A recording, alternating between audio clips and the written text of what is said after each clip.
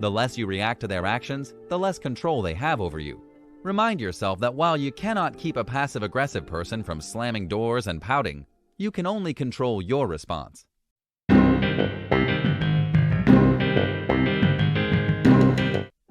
How to handle a passive-aggressive person. Interacting with a passive-aggressive person is complicated. Most of the time, their actions are complex, confusing, and used as a way of coping with stress, anxieties, and insecurities. Passive-aggressive people often deny that they're hurt, angry, or offended, yet they'll lash out at you in subtle and puzzling ways. For instance, they may give people the silent treatment, ostracize people from the group, use passive violence like slamming books or doors, or engage in subtle forms of relational aggression. But the person on the receiving end has no idea why this behavior is happening. After all, the passive-aggressive person denied they were even angry. Many times, passive-aggressive people are sarcastic, even when sarcasm is an inappropriate response. And when confronted about their mean behavior, they'll pass it off as a joke, often accusing the victim of being too sensitive. Consequently, they prey on people who are afraid of conflict or who engage in people-pleasing. By doing so, they don't have to be honest about their feelings or take responsibility for their actions, but they can still express their hostilities without ever having a real fight. What are the common passive-aggressive behaviors? It's not always easy to spot this type of bully. Some passive-aggressive bullies sabotage others quietly when no one is watching and then act innocent when confronted. Others will be sullen and argumentative. The irony is that beneath this bully's exterior lies low self-esteem, feelings of insecurity and inadequacy, and an inability to express anger in a healthy way. They also believe others are holding them to unreasonable standards when they're confronted. Here are some behaviors that will help you identify passive-aggressive people. Number 1. Deny the truth. The passive-aggressive people rarely say what they're really thinking, which can be confusing for people on the receiving end. For instance, when a passive-aggressive mean girl is confronted about acting mean, she'll feign innocence or deny that she was cruel, even though her actions say something completely different. Number 2. Blame others. Passive-aggressive people rarely take responsibility for their actions. If they don't blame you for what happened, then they'll blame their teacher, their boss, and even the weather. Passive-aggressive people cannot accept that they are at fault. If something happens, it has to be someone else's fault. As a result, they engage in minimization and victim blaming on a regular basis. Number 3. Send mixed messages. Passive-aggressive people hide their resentment about being asked to do something by being accommodating.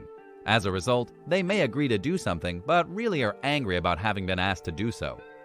To relieve some of their resentment, they may give the person making the request the silent treatment. Or they may talk about the person and even spread rumors or gossip. Other times, they may simply never follow through with what was requested.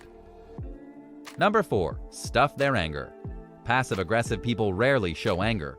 Instead, they stuff it down inside. They may even appear happy and accommodating on the outside most of the time. By doing so, they're letting out some of their anger without ever admitting that they're upset. The passive-aggressive person often feels treated unfairly. They also feel taken advantage of and resentful. As a result, it's not uncommon for passive-aggressive bullies to engage in victim thinking.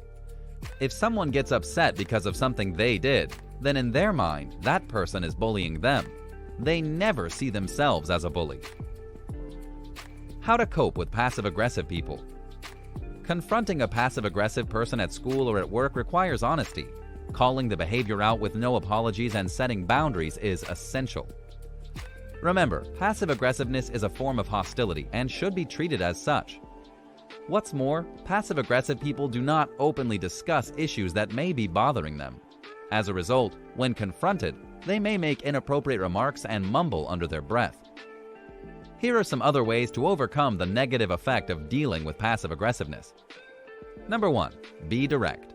When dealing with a passive-aggressive person, be assertive and clear about your expectations. You also want to establish boundaries where needed. Make sure everything you say is factual and not emotional. Being clear and level-headed are the best defenses against a passive-aggressive person. Number 2.